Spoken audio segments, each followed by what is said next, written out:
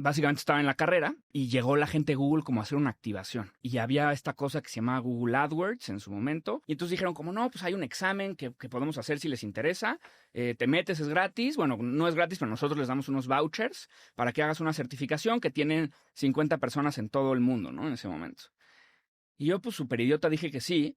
Y me metí a la certificación con el mero interés de hacer un currículum más chido. Era mi primer semestre. Ya. Dije, bueno, pues voy a salir con una cosa ahí que diga Google algo. Está buenísimo.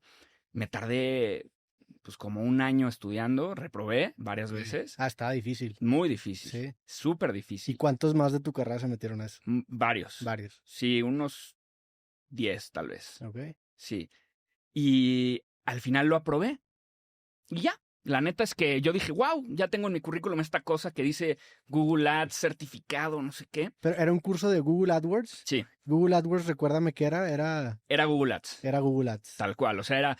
Antes se llamaba AdWords porque pues, era de puras palabras, porque solo había como la parte de búsqueda, de search. O sea, tú como negocio decías, quiero aparecerle a la gente que busque, quiero comprar botellas de agua. Entonces agarras la palabra botella de agua y cada vez que alguien buscaba botellas de agua, está en México, le aparecía. O sea, te posicionabas mediante palabras por medio de las búsquedas, ¿no? De la gente. Exactamente. Sí, okay. Exactamente. O sea, tú elegías palabras y con esas palabras, cuando la gente las buscaba, tu anuncio estaba hasta arriba.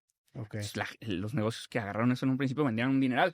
Y entonces ya tenía mi certificación, estuvo chido. Según yo iba a acabar ahí la historia. Y de repente un día me marcaron de un teléfono y tal, como todo muy sospechoso, ¿no? Hello, Moto, porque eran otras épocas, ¿no? No es cierto. No era tan viejo, güey. Hello, Moto. Bueno, no, sí había anuncios. Pues, ¿qué era eso? 2011, 2012, hace unos 13 años. 2013. Ya era época iPhone. Sí. Era iPhone, BlackBerry ya estaba de salida. Me acuerdo cuando estaba en carrera tenía un amigo que era muy fan de BlackBerry y fue triste verlo caer. Porque el vato sí se compró el último que ya competía con el iPhone, que era como un rectangular. Sí. No me acuerdo cómo se llamaba. Sí. Que sí era touch. Ajá, estaba chido. Pero había que darle un golpe pero ya era demasiado tarde para hacer algo. Sí. Pero era esa época, sí. Yo era ese güey al revés, ¿no? Yo siempre tuve el iPhone y luego cuando fue BlackBerry me quedé con Android y tenía cosas raras que nadie tenía. Y entonces no me marcaron así, me marcaron, no me acuerdo del ringtone. Y me dijeron, oye, tú eres el de los certificados, que está certificado del TEC. Y yo, sí, no sé qué.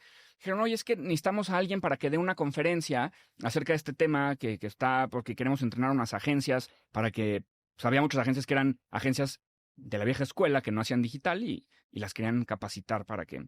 ¿Pero cómo sabían que tú te habías certificado? Porque había una lista en internet. Había una lista, era público eso. Sí, eso era heavy. Sí, está chido eso. Muy chido. Sí, tenía como en LinkedIn, le hacías clic y te llevaba a la lista. Y entonces yo dije, órale, va, perfecto, no sé qué. Y me dijeron como, pero neta, es en Querétaro, es en 5 días. Y yo estaba muerto mío, tenía 19 años. Y yo como, sí, pero... Y me dicen, no, y te vamos a pagar. Y yo, neta, ¿me van a pagar? Y dice, sí, claro, te vamos a pagar, no sé qué y tal. Yo como que colgué y dije, me están tomando el pelo. O sea, esto es uno de mis amigos del TEC, ¿no? De ves cómo no servía de nada y se burlan de mí, ¿no? Llego a un lugar y me echan un globo de agua o algo así. Y no, yo hasta pensé que era broma, me depositaron en mi cuenta de banco y yo dije, ¿qué onda? Y de repente me mandaron, me acuerdo perfecto, la reserva de mi hotel. Okay. Y era un hotelazazazazo en Querétaro.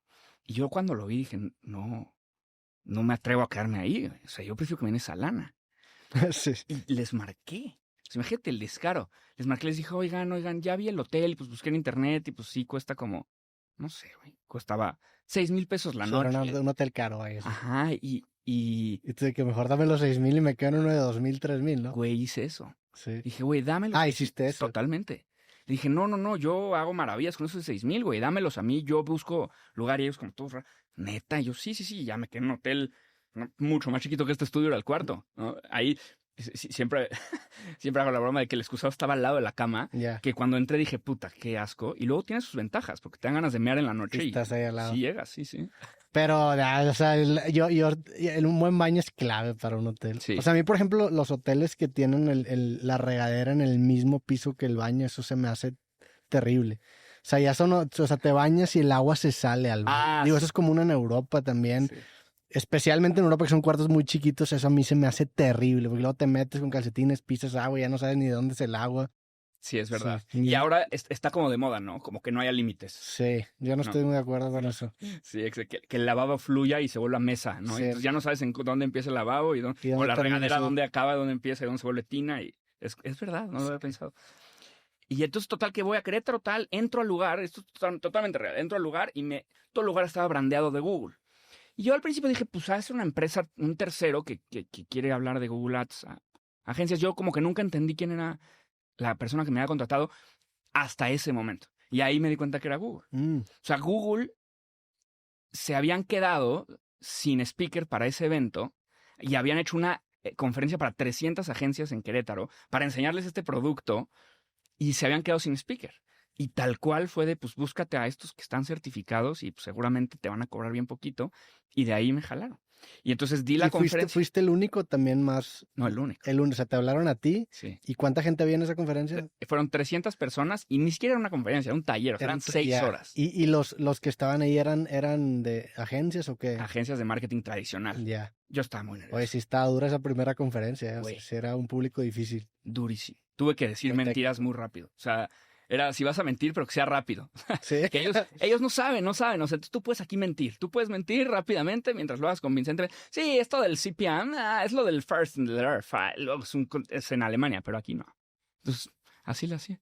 ¿Y salió bien? Salió muy bien. Y de ahí, pues dijeron, este güey está bueno porque pues, no cobra tanto.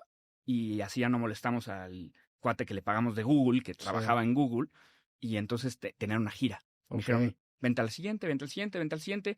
Y me empezaron a llamar para alguna que otra conferencia de ese estilo, para esta gira de mostrarle Google AdWords a la gente, a las agencias. Y como 5 o 6 después, tal cual fue un movimiento burocrático. O sea, fue, Juan, no tenemos, o sea, queremos seguir trabajando contigo, queremos que sigas liderando este proyecto como el speaker que enseña Google Ads y enseña a las agencias, pero, fíjate lo cañón que son las empresas, pero el presupuesto que tenemos para un vendor, para un proveedor, ya no te está dando. Entonces te tenemos que meter a la nómina para que podamos usar el presupuesto que te pagamos a ti para otras cosas y a ti que lo absorba el corporativo. O sea, que salga de otro presupuesto, dice. Ya. Y así fue. Y así te metiste a trabajar a Google. Sí. Ok. Sí. ¿Y tu puesto qué era? ¿Marketing? Era...? El puesto oficialmente era Google Trainer o Google Regional Trainer. Y básicamente era un entrenador. O sea, lo que hacía era la gente de Silicon Valley o de Mountain View desarrolla el producto. Y a ellos les interesa cero que alguien lo aprenda a usar. En ese momento. Porque ahí como que ahorita ya todo es muy fácil con Google. En ese momento era complicadísimo. Sí. Complicadísimo. Y entonces yo lo que hacía era que me iba a Mountain View, me capacitaba ahí con los product managers, los que creaban Google Ads. Obviamente me metía a ver todo, temas de algoritmos, temas de subastas, temas de costos. Me metía a las entrañas, me traía a México y yo creaba los materiales en español para toda Latinoamérica, los PDFs, las guías, la página de Google de troubleshooting y todo. No había nadie más haciéndolo. Nadie más. O sea, es que ahí fue donde, pues sí, tú eras el primero entonces haciendo y trayendo ese conocimiento. Eso que dices está bien interesante, cómo las primeras generaciones de la tecnología son bien agresivas, son bien duras de explicar al público en general porque no está familiarizado con la tecnología y siempre existe como una desconexión entre el vato muy técnico, que es el que desarrolla la tecnología, y el público en general, que también se encierra en su propio círculo y también muchas cosas solamente se entienden desde el lado del desarrollador, y tener esa capacidad de explicárselo al consumidor es un reto. De hecho, me acuerdo mucho, o sea, que el ejemplo que más me gusta para esto que estoy diciendo es el juego de Mario 64. La primera escena del juego, cuando tú empiezas Mario 64, te introducen al vato que tiene una cámara. ¿Te acuerdas que era un güey en una nubecita que se llamaba el Ático? Ah, que tenía con una caña de pescar, ¿no? Ese güey no tenía sentido. O sea, ¿por qué tendrías un vato con una cámara siguiendo a Mario, güey? Sí. Y si te pones a pensar, dices, ¿por qué estaba ahí? Y en esa primera escena te explica el concepto de 3D. O sea, es que venías de toda la generación de juegos 2D en donde nada más podías irte para adelante e irte para atrás. Entonces implementan el 3D y tenías con el joystick amarillo con las flechitas amarillas podías mover la cámara, y eso era un concepto completamente nuevo y te lo tenían que explicar de alguna manera. Entonces no se les ocurrió una mejor manera de explicártelo más. Es como si hubiera un camarógrafo. Sí. Entonces te ponen el camarógrafo y luego ya casi nunca vuelve a salir. Ahí de repente lo meten y ahora es el vato de Mario Kart que te rescata cuando te caes al río. Pero así nació ese personaje, explicando tecnología, güey. Es que, güey, qué difícil es explicar algo cuando la otra persona está en otro planeta por completo. Y tech creo que pasa muy seguido, Sí. porque es como tan generacional, ¿no? Y creo que yo siempre fui ese güey de, es que mis tías no le entienden nada a la tecnología, y es que cuando le explico a mis papás no le agarran, hasta que llegó, güey, TikTok, ya sabes, o CapCut, y estas cosas nuevas que sí dices, la chaviza, no, están como locos. Sí. Y empiezas a entender por qué no entendían los otros. También porque ya conforme madura la tecnología se vuelve mucho más amigable. Sí. O sea, primero entras en la parte muy técnica y luego llega la parte ingenieril, como que lo sistematiza, y luego llega la parte de diseño y de usabilidad y se vuelve algo, pues ChatGPT, interactuar con ChatGPT es preguntar como si estuvieras hablando en WhatsApp, y así empiezas a interactuar con la tecnología. Antes era complicadísimo, antes si tú querías interactuar con una computadora interfaz de comandos, vaya, pues que nada más si eras técnicamente bueno podías hacerlo. Sí. Pero al principio pues está bien cabrón. Te tocó esa etapa no nada más de introducirlo, sino de traducir también, ¿no? Totalmente, sí. Ahorita hace poquito escuché, ¿cuál es el mejor lenguaje de programación hoy? Inglés. Inglés, sí. Qué mamada. Sí.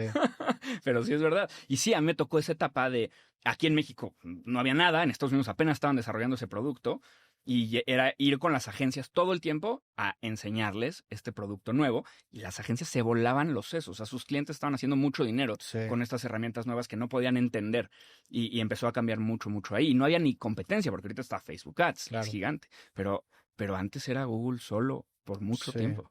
¿Y te acuerdas de qué tips dabas en ese momento que cambiaban mucho? O sea, digo, de entrada me imagino que introducir, que puedes poner ads en búsquedas, ha de haber sido un elemento disruptivo. Pero ¿qué era lo que más cambiaba?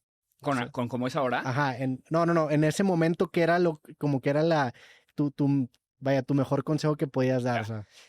Yo lo comparaba mucho porque tenías que entrar a esas pláticas como con los espectaculares, ¿no? O con un anuncio en la radio, en la tele, en revistas. Entonces, lo que les volaba la cabeza y lo que nadie entendía era, ¿cómo, Juan? O sea, tú pones un anuncio, lo ven 15,000 personas y nadie le hace clic, no pagas nada. Yo les decía, no, porque tú vas a pagar por los clics que lleguen a tu página, no por la gente que lo ve. Y ellos como que no lo podían entender, güey, porque claro, tú pones un espectacular y no pagas por cuánta gente te compra a raíz del espectacular, ni por cuánta gente pasa y lo ve, o por cuánta... Nada, pagas por estar, sí, o sea, por día, por hora, lo que sea. Y lo que te dijo un carnal de que no, yo creo que lo van a ver 15,000 personas. Sí, y era ojo de buen cubero, ¿no? ¿Y cuántos de ahí son de mi target? Pues quién sabe. Sí. No, chingue su madre. Sí, acá hay una escuela, pues yo creo que deben pasar varias mamás. O sea. 100%. Y eso, güey, era... O sea, la gente no lo podía creer. Y la comparativa en costos.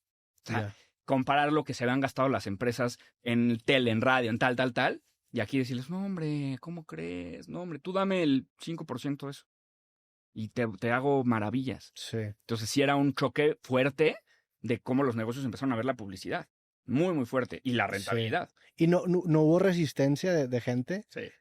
Porque también algo que pasó con la publicidad en la era digital es que, como tú lo mencionas, lo cualitativo se volvió cuantitativo. Ya lo puedes medir, güey. Ya no es lo que te dice un canal. Ya aquí hay números y tienes que responder con ciertas métricas. Entonces, la carrera de marketing, de generar campañas, de sacar productos y de todo esto que era muy ambiguo, se empezó a hacer más sólido y más estable y se volvió mucho más difícil. Ya no nada más fumártela en un cuarto y vendérsela y convencer a un carnal, sino que también ya había números involucrados. ¿Cómo era, por ejemplo, lidiar con esos que ya eran muy vieja escuela? Fue difícil, o sea, sí fue muy difícil porque es muy difícil, yo siempre he pensado que es muy difícil tener una opinión que va en contra de tus ingresos. Sí. Muy difícil, güey, lo intento a veces, ¿no? O sea, dices, a ver, voy a opinar algo que realmente vaya en contra de a dónde estoy destinado con mi carrera. Es muy, muy difícil.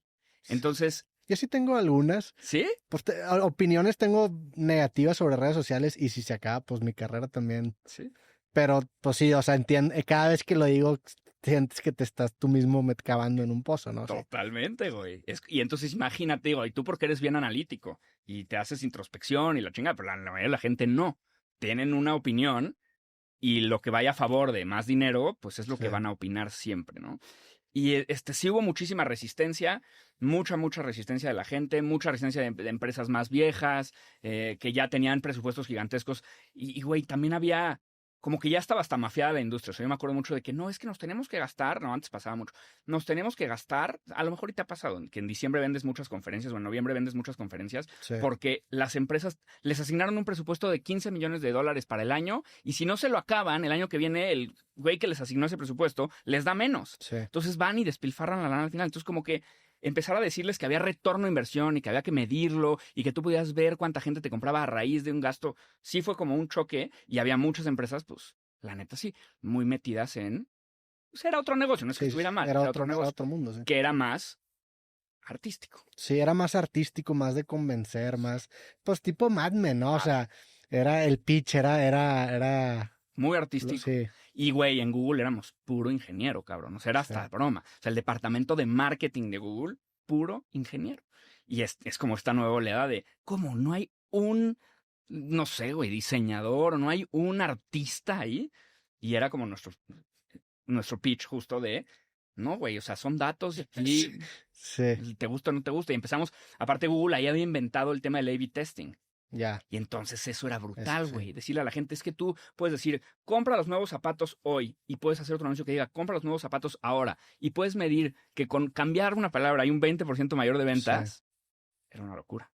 Y tú te clavaste por consecuencia también en ese mundo. ¿Te gustó mucho? Muchísimo, porque sí sentía que, a ver, no soy... En el TEC está la carrera de ingeniero en tecnologías computacionales, que esa sí es hardcore programación. Y la mía era ingeniería en negocios y tecnologías de información. O sea, ¿no? Entonces es como una carrera que engloba negocios, engloba tecnología, teníamos algunas materias de programación y bases de datos y redes y demás, pero nunca me vi como un programador hardcore, ¿no? Y entonces como que yo sentí que estaba como ahí en medio entre la tecnología y las ventas y el marketing y tal un poquito. Y cuando llegó esta plataforma dije, esto es. O sea, dice sí, porque aquí están todas las métricas, hay analítica, hay algo de arte y ciencia a la hora de los anuncios. Estaba muy interesante y me clavé duro. Sí, está interesante esa carrera porque sí te da el entendimiento tecnológico para de perdido saber comunicarte. Y también tienes toda esta otra parte más de negocios y sí, esa carrera creo que estaba bien posicionada. Aquí es interesante hoy en día también, o sea, en ese momento se veía con el marketing en línea, pero hoy en día también ya se empieza a ver esas habilidades tecnológicas y la habilidad, por ejemplo, no sé, de saber de cine o saber de música a la hora de generar videos con inteligencia artificial o generar música con inteligencia artificial, ¿no? Como que combinas habilidades de varios mundos. Y este tipo como de oportunidades te permiten aprovechar eso, ¿no? Sí. O sea, sí fue un gran acierto el haberte metido a ese diplomado, qué cabrón, güey. Güey, y de verdad que yo entré sin saber de qué era. Solo decía Google que... Eso Claro, tenía 19 años, o sea, no crees que sea decisiones así súper pensadas. Y sí fue, pues, justo. O sea, un gran acierto y me presentó este mundo muy apasionante en donde me enamoré de explicarle a la gente las cosas y me enamoré de ayudar a los negocios. También desarrollaste en las conferencias la habilidad de comunicar, que finalmente pues es lo que haces después en videos, ¿no? Sí. ¿Y cuándo termina tu etapa en Google? Termina unos años después porque emprendo. Ya. Decido emprender porque me doy cuenta que Google, ellos pues no les interesa mucho la parte educativa, pues no son un negocio de educación, esa es la realidad. Ellos sacan un producto y venden tanto a través de ese producto que no importa tanto que la gente lo aprenda a usar, y sobre todo los emprendedores. Google hacía educación para agencias, entonces llegaban agencias, había agencias gigantes que tenían 5,000 o 10,000 o 20,000 clientes, entonces Google me mandaba a mí a capacitar a la agencia, y la agencia tenía 20,000 clientes y pues los 20,000 le caía dinero a Google, ¿no? Pero yo me empiezo a dar cuenta que la neta la agencia no es tan necesaria, que está no tan difícil esta herramienta, y que si encuentro a un emprendedor que más o menos entiende el mundo digital, le puedo explicar, se salta a la agencia y va a tener mucha más rentabilidad. Y a Google nunca le interesó pues hacer este tipo de cosas, y entonces yo abrí un blog que se llamaba Mercatitlán. Y era un blog de texto, o sea, era... Hola, bienvenidos, el día de hoy aprendí... Y contaba ahí, güey, mis tetadas. ¿Qué año fue eso? Pues fue hace, pues yo creo que fue el primer año que estuve en Google, sí, o sea, a lo mejor 2013, 14. Yeah. Y el blog empezó a tener gente. No tenía redes sociales, nada, o sea, era una página blog. O sea, tú estando en Google empezaste el blog. Sí. Ya. Empezó a tener gente, empezó a sumar, hasta que me empecé a dar cuenta que ahí había algo. Y no quería renunciar de Google, porque pues es Google. Aparte, nadie te dice que renuncies. O sea, tú y toda mi familia estaba muy enfadada. No mames. Era como, Juan, la gente está toda su vida intentando entrar ahí, güey. Tú ya entraste ahí, ya. Vete derecho. Sí. Nada más no la cagues, ¿no? Y me puse la meta, porque empecé a hacer cursos de Google Analytics, que aparte era más de nicho todavía. O sea, ni siquiera era de Google Ads. Pero pues justo Google como que no enseñaba Google Analytics. Sí. Porque pues, no le da dinero. Entonces dije, pues bueno, ya aprendí esta cosa, lo voy a enseñar por fuera. Google no lo hace.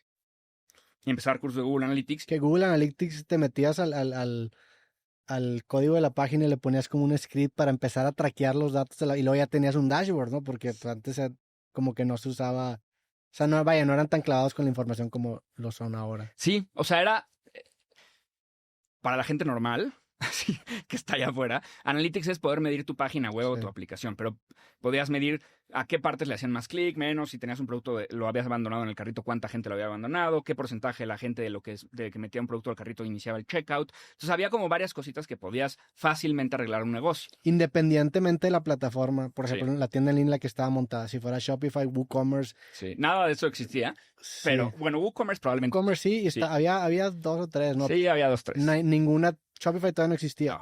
No. Entonces, ninguna tan consolidada. Había WordPress también. WordPress sí. Y ahí le implementabas Analytics y sacaba la información de... Era un JavaScript. Lo ponías y listo. Sacabas toda esa información y sentías que estabas espiando a la gente. Sí. Era increíble. Y había hasta, podías grabar sesiones y todo el pedo. O sea, podías ver a dónde se fue el mouse. Entonces, hacías 2, 3 ajustes, a veces hasta estúpidos, ¿no? Como que, güey, ¿por qué hasta abajo está el precio y no hasta arriba? Y la gente vendía más. Entonces, di un curso de eso y dije, pues me está yendo muy bien con el curso. Pero no me voy a salir de Google. Y me puse la regla tal cual de que hasta que no cumpliera 4 meses seguidos y equiparando mi sueldo de Google con el side business de Mercatitlán, no me salía.